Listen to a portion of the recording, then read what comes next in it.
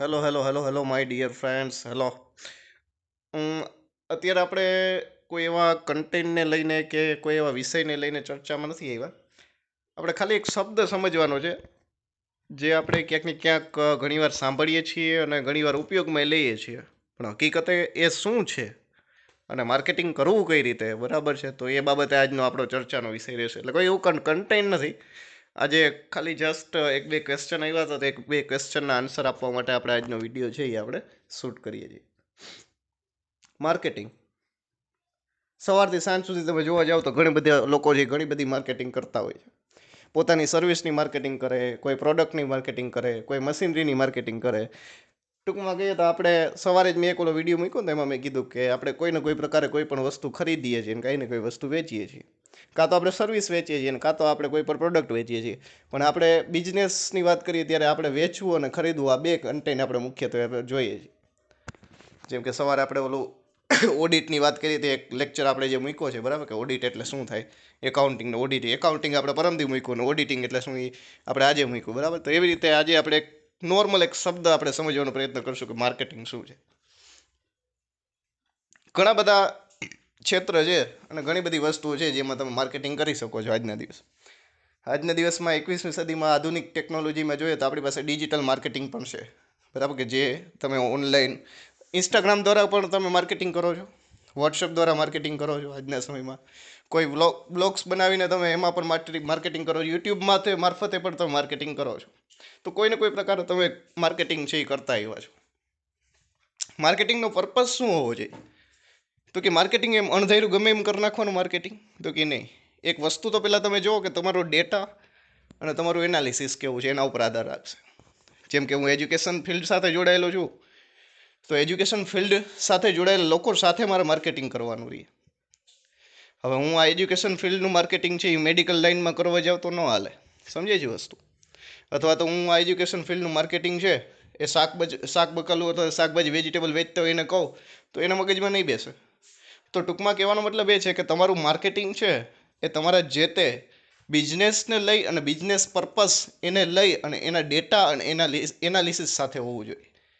Means કે એજ્યુકેશનવાળો વ્યક્તિ છે તો એવા લોકો સાથે તમારે માર્કેટિંગ કરવાનું જે એજ્યુકેશન સાથે જોડાયેલા છે. કોઈ બિઝનેસ કરે છે કોઈ, બરાબર છે, સેલિંગ, કોઈ પ્રોડક્ટ વેચે છે, બરાબર છે, તો એ વ્યક્તિ એને ફિલ્ડના જે વ્યક્તિ છે એની સાથે માર્કેટિંગ કરે. ટૂંકમાં માર્કેટિંગ પહેલાં તો સમજવું પડશે તમારે કે માર્કેટિંગ કરવું કઈ રીતે.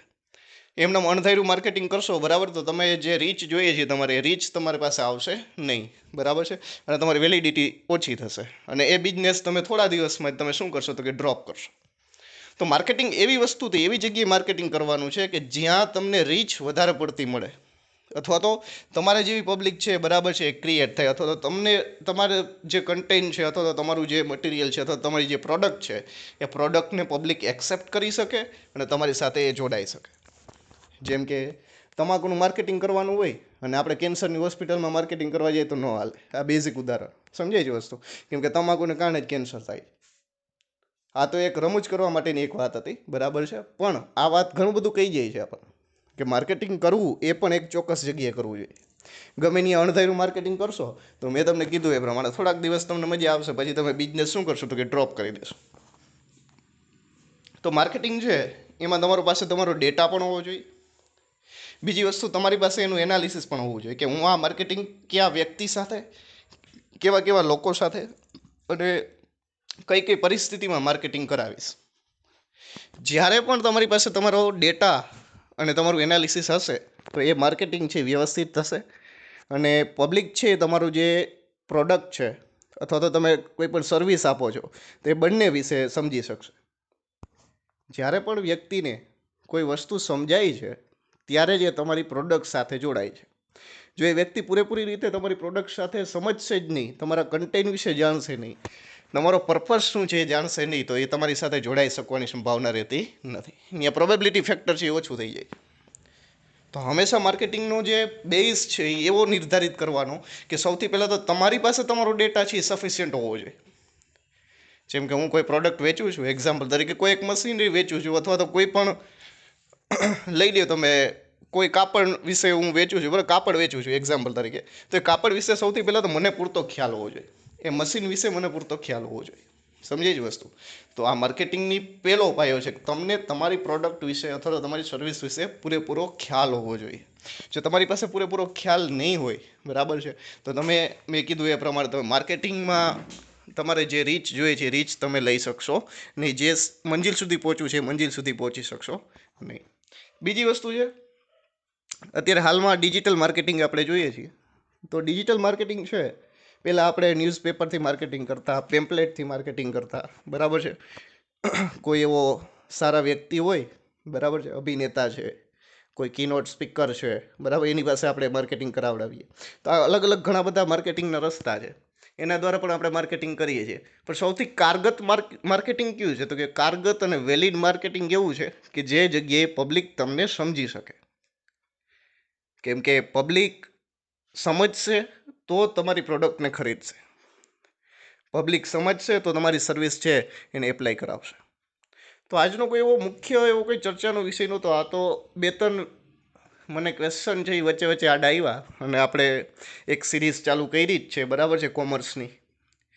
તો કોમર્સનો એક બેઝિક કોન્સેપ્ટ આપણે લઈ લઈએ, જે આપણે ખ્યાલ પણ આવે. અને એવું નથી કે આ કોઈ ભણવાનું સ્ટડી રિલેટેડ વસ્તુ છે, જો કે છે જ સ્ટડી રિલેટેડ અને સ્ટડી કરવું જ જોઈએ, બરાબર છે. કેમ કે આપણે આખા જીવન દરમિયાન ભલે આપણે એવું કહીએ છીએ, બરાબર, પણ કોઈને કોઈ વસ્તુ આપણે કાં તો વેચીએ છીએ, બરાબર, ને કાં તો સર્વિસ આપીએ છીએ. આ બે જ વસ્તુ આપણે કરીએ છીએ અને એના દ્વારા જ આપણે અર્નિંગ કરીએ છીએ પૈસાની.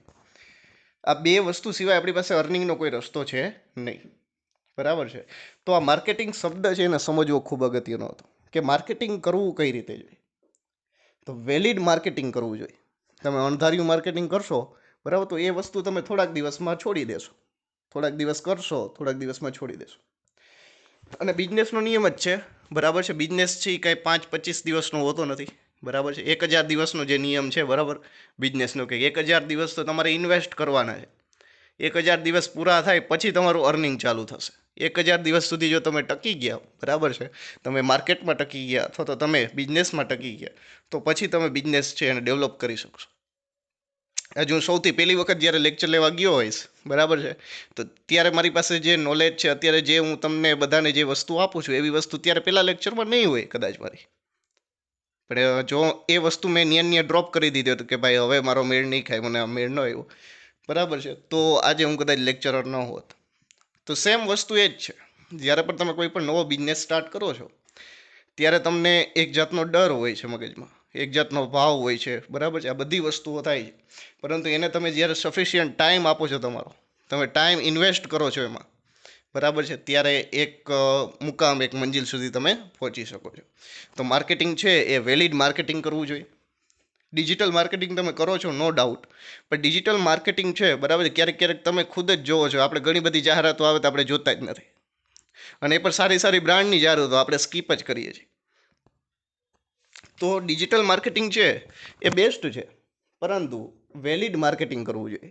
અને વેલિડ માર્કેટિંગ કરવા માટે તમારે લોકોને સમજવા જોઈએ.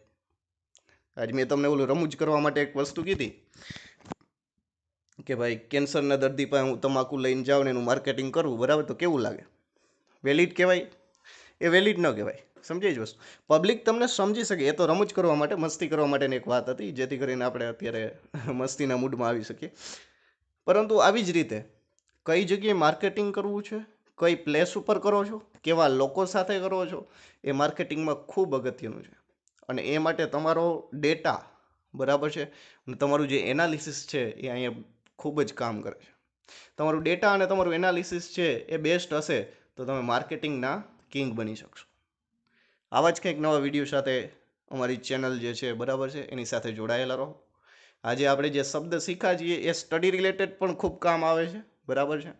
અને એમને નોર્મલ ટોપિક સ્વરૂપે જોવા જાવ તો આપણે સવારથી સાંજ સુધી ઘણા કાર્ય કરીએ છીએ, બરાબર છે. તો ઘણી બધી વસ્તુઓ આપણે વેચતા આવીએ છીએ, બિઝનેસમેન છીએ જ આપણે બધાય, બરાબર છે.